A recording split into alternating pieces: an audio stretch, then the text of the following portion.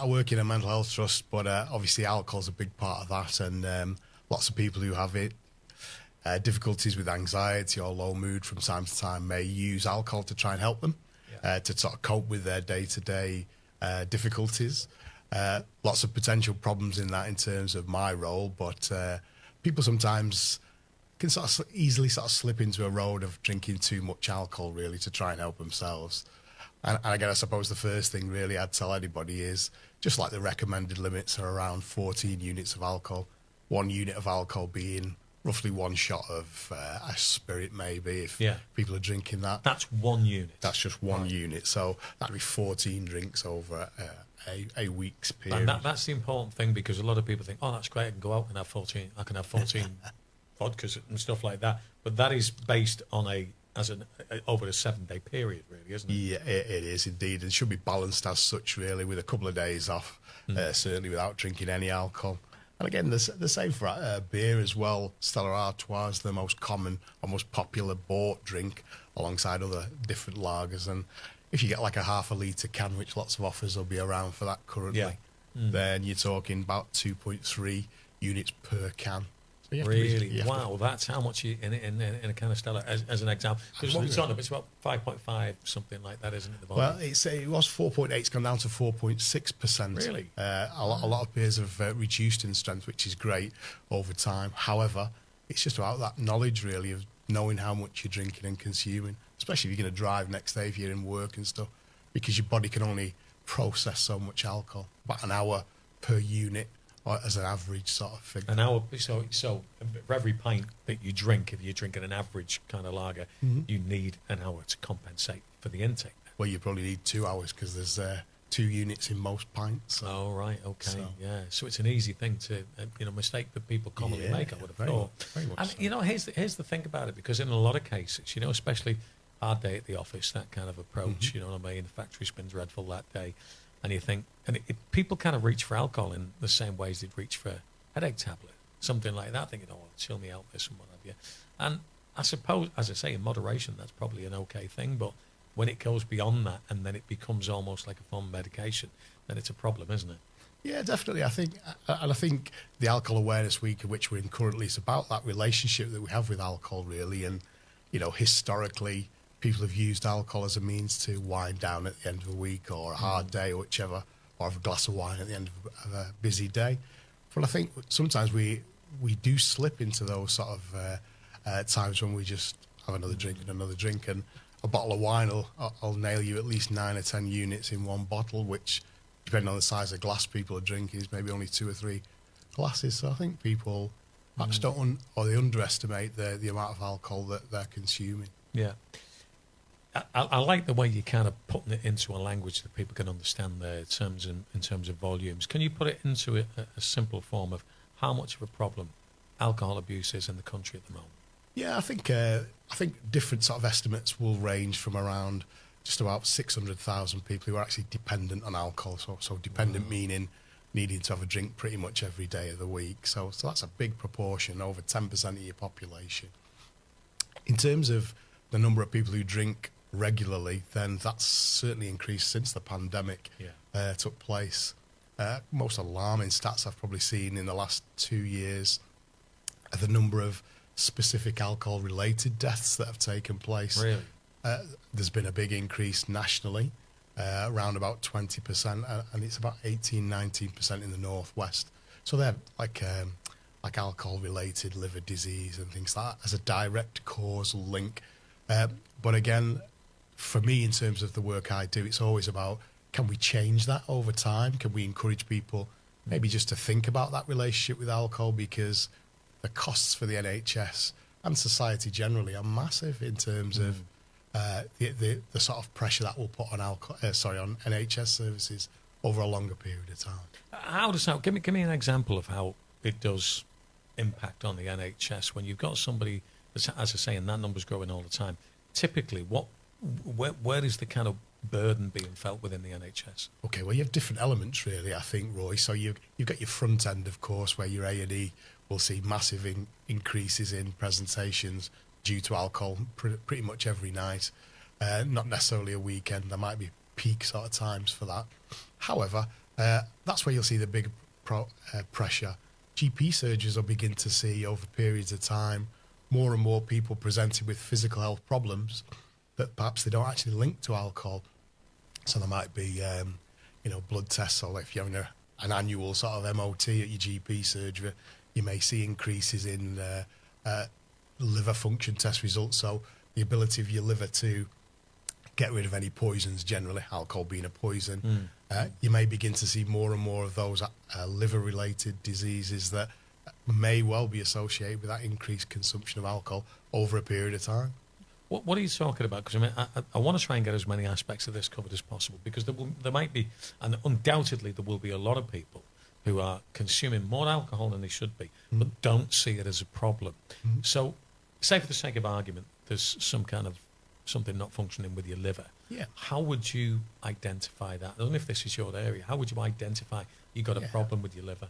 Well, you might begin to experience more and more sort of like physical health things, like pains in your stomach, for example, or you might be feeling more and more nauseous or sick, or potential bleeding inside your stomach. There's lots of potential problems that can take place. I think if people drinking day to day don't see it as a problem, should I do you a little questionnaire for your listeners? Go on. Yeah. I like it. Questionnaires are good. Right, okay, well, they're just yes or no sort of answers. So obviously, you can use me as a guinea pig if you want, and I will try to be as honest as I possibly can here. Well, what I would try to do in this situation, Roy, is encourage you not to tell me your answers out loud, just in case we reveal anything which we shouldn't. All right, okay. All right. Maybe I'll roll back on that one a bit. Go on. A wise move, I'd say. However, okay, so the first question really I'd usually ask people is, have they ever tried to cut down on their alcohol consumption? Pretty much simply yes or no. A second question potentially would then be, does anyone ever get annoyed or angry at people because they're drinking too much maybe, or suggesting that they're drinking too much? Again, yes or no. Thirdly, I suppose if people feel guilty about drinking alcohol, maybe the day after, or things that they might have done under the influence of alcohol. So again, just yes or no if they feel guilty. And finally, are people having a drink first thing to get themselves going after a heavy session, for example? So again, yes or no would be the answers there. So 2 potential yes answers there are a pretty good indication of a potential alcohol problem. Right. But you always have to put that in context, I guess, Roy, as well. So your context would be, how often have you tried to cut down? Is it something that's happening all the time, or is it just part of a diet, or something that's perhaps not quite as well related?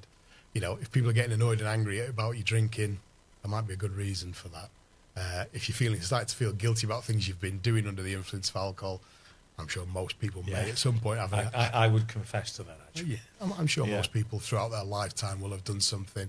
But again, obviously, the eye opener is drinking first thing to get yourself going. Well, that's the thing, that there's a big difference between people who are fond of a drink and people who absolutely need it for their existence, isn't there? So, definitely so. And I think people try to sort of put themselves in different sort of categories, I guess, as well. There may be the most severe end that people will view of someone having to go to the shop every day, buying lots of whatever alcohol that they need. And those people who are just, I don't know, maybe having a bottle or 2 bottles of wine of an evening, who think that's quite okay, it's not causing me a problem, I'm working the next day. But it's that slow process, I guess, of potential damage physically as well as psychologically, because if your only real release of managing whether you feel anxious or not feeling fantastic is to have a drink of alcohol, whatever that alcohol is, then that's potentially a sign that maybe there's something else that needs to be dealt with as well. Yeah. All right, listen, we're going to go through some of the initiatives in a few minutes' time. You are listening to Liverpool Live, and my guest is Phil Cooper, who is a nurse consultant with Merseycare NHS Trust Foundation Trust. Have I got it right? I'm doing it. I get there eventually. I get there eventually, mate. Maybe you should just go for the abbreviation and make life easier for me. And we're going to talk more with Phil in a short while. Don't forget, if there's a question that you would like me to put on your behalf that is relevant to this, then feel free to get in touch. 0151 6400 100, or you can send it as a text. Start your message with the word Scouse, followed by what you want to say. Send that over to 88440. Text charge at your standard network rate. And, of course, you can email us via the website at liverpoolliveradio.com.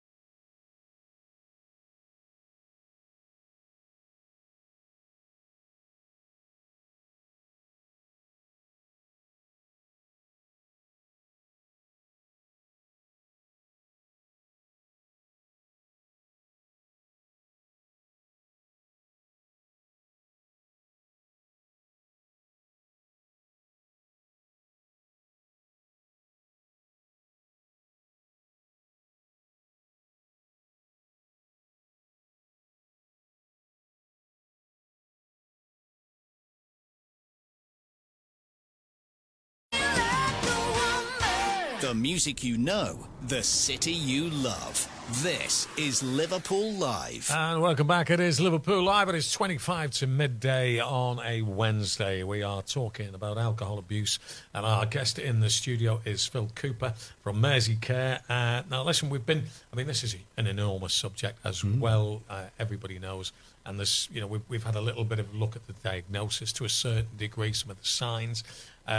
But obviously, if people want to get a bit more of an in-depth opinion and advice on this, there is an interesting campaign that you've got together called Help Us, Help You. How does that work, Phil? Yeah, it's just a focus across Mersey Care, really, about how we can get people to access the right services at the right time, really, sort of thing. So, rather than using an A&E, if you've got an urgent sort of issue, ringing 111 sort of thing nationally, because they'll respond to you and get you an opinion, a medical opinion, rather than you having to go and wait for 6 or 7 hours in an A&E, for example. And again, possibly, delaying sort of time for other people who might be more seriously unwell to get help and support. But it's also about things about, keeping yourself as well as possible. Winter's a difficult time for lots of people. It's cold, it's dark, there's a whole range of different things. It's about how do you keep yourself well, what sort of things do you do to keep yourself well. Even being outside today, well, it's nice and sunny today, but on any day, even if it's cloudy, just standing outside your back door, if wherever you are, you'll get a bit of vitamin D from the sunlight, even though it's a cloudy day. And vitamin D is associated with sleep and real positives from that. So lots of really, really good advice in terms of health promotion and doing things as well as we possibly can, keeping ourselves as well as we can. I love that kind of stuff, to be honest with you. Everybody, talks. When you're feeling that little bit low, it's that vitamin D deficiency, isn't it? And, especially a day now. I mean, it might be a bit chilly out there, but it's pretty pleasant. And a brief 10, 15-minute walk could really could set you up for the day, couldn't it? Yeah, massively so. A couple of years ago, my children encouraged, I use the word encouraged loosely, to get forced. That's it, to get a dog. So for me now, having a dog means that I tend to have to take Frank out a couple of times a day, which gives you that opportunity to get out and about. And, if you can get out and about, if you've got the ability to get out, then that's great. But if not, if you've got the ability to just, stand outside or put your head through the window, whatever it is. You might look a bit daft depending on where your window is, of course. But just things like that, getting a bit of fresh air, simple things like that, and looking after yourself, doing things that make you feel good. The thing is, I mean, you're kind of in an artificial environment if you just permanently stay in the house because you'll have the heating on, and as much as you can do at the moment, of course. And you've got all that kind of stuff, and we are, fundamentally, we are an outdoor animal. You know what I mean? So therefore, you do need to get it. And I've noticed it 100%. The difference between me and the summer and winter is a quantum leap because, I mean, I'm not saying I'm a depressive kind of person, but it's easier for me to feel a little bit more melancholy, if you like, when the winter months come in and then you get out when it's like that, bang. And, of course, the ramifications of that is you sleep better of a night time because there's nothing worse. You can't sleep and then all of a sudden, because that's the time of the day when all of the demons come in and anything that you can think about, you're going to think about. You don't sleep, no sleep, knock-on effect, vicious cycle. So it is that kind of approach you're going to take, isn't it? Yeah, definitely so. And, just to provide the contrast, really, lots of people will use alcohol as a means to sleep, which is definitely not a positive way to do so because, alcohol will knock you out initially, but it will contribute to a really, really poor night's sleep. It's not a correct sleep, is it? It's not. We all have our own sleep cycles where we'll go into like a rapid eye movement, like a dream sleep, and we'll go into a light sleep and a deeper sleep, and we'll go through that cycle about every 90 minutes during the night. But once you introduce alcohol into the equation, you'll knock some of that deep sleep well out of the way, and therefore you just get a really poor night's sleep. And the knock-on effect of that over a number of days is like, you'll begin to start noticing that difference. Very much so. What about what the website? Well, sorry, just before I move on to that, in terms of if you know you've got a problem and you want to confront it. Yeah. I mean, obviously you've just said that campaign there and the 111 number, all that kind of stuff. Is that the best first port of call, or is it worth giving your GP a call? What's your recommendation? I mean, again, everybody's situation is different, and everyone's relationship with the GP is different. So if you've got a good relationship with your GP, certainly, ask the question. I think it's more about asking the question of yourselves, really, because, those brief questions before, if you're thinking about you need to cut down on your own alcohol consumption, Yeah. then that sort of makes you think, well, why is that happening? You know, what's going on in my world at this point? What am I using alcohol for, so to speak? So when you're trying to get people to sort of change their outlook around alcohol, a really good starting point might be for people to think about what they think are the good things about drinking alcohol and what are the things that perhaps aren't so good at this point in time. It's just dead simple pros and cons, you know, but it's your concerns. You know, other people will always have a view about alcohol and how it's not great, but the only way that you'll think about changing anything is if you think the change is going to be beneficial for you. So it's got to be your perspective. Yeah, indeed. And there is a website that accompanies all this as well, isn't there? Yeah. I mean, again, Merseycare, merseycare.nhs.uk will give you all the information about any local services across Liverpool in terms of alcohol or mental health. So, and there are lots of stuff. There's 24-hour support lines around mental health in the different areas as well. So you'll be able to find all that information. And the Help Us Help You campaign, there's loads of really good information on that website that can guide you to help you find the best ways forward for yourself at this point in time. Do you know what I've got to say as well? The NHS website is a great website because it's very easy, bite-sized kind of stuff that you get the information off. And so many people self-diagnose these days, and they'll look at the first thing that comes up at the top of a search engine, which may well be a paid-for advert in some cases. And it always pays to just scroll. If it's not near the top, it's always somewhere near, to go to the NHS one. That's the only one I use, because at the end of the day, it might be telling you something you don't want to hear, but at least you know it's telling you it for the right reasons. So it's worth doing, isn't it? Yeah, very much so. And I think certainly the Merseycare website uses lots of different little animations as well as part of this campaign. Yeah. So it's dead easy sort of bite-sized chunks to get your head round, and in different ways. So, not everybody wants to read information. Some people like to interact. Some people like to just look at stuff. So there's lots of different ways you can sort of get that information that suits your needs. Yeah. Listen, Phil, it's been great speaking to you. Thanks very much indeed for coming in. Are you walking Frank tonight, are you? Oh, God, indeed. Especially this sun, yeah. No, there is no choice there. What breed of dog is Frank? Frank is a cockapoo he's just over 2 years old now. And, he's... got a bit of energy, has he? He's as daft as a brush, I think, is the phrase that I would use. But, he's certainly got lots of energy, likes to go out for a walk, and... I think stimulating his sniffing passion is something that keeps his mental health stable. Brilliant stuff. Once again, if people do want to find out more, it's called the Help Us Help You winter campaign that the Trust is promoting at the moment. And if you are interested in that, Merseycare encouraging people to choose the right NHS service to meet their health and care needs this winter. Lots of common illnesses and injuries can be treated by getting advice from your local pharmacist. But if you need urgent medical care, then simply call NHS 111. And, of course, the website, which we just mentioned there, the Merseycare, nhs.co.uk, Help Us Help You campaign, which you can locate by going out there. And, of course, you can go to the walk-in centres as well, and there's plenty of them around. And I've got to say, again, another tremendous resource for getting yourself back on track. Always had whenever I've had a little bit of an issue myself, now and again, bit of gout. Okay. Always my first port of call, that, mate. Listen, Phil, thanks very much for coming in. We'll speak to you soon.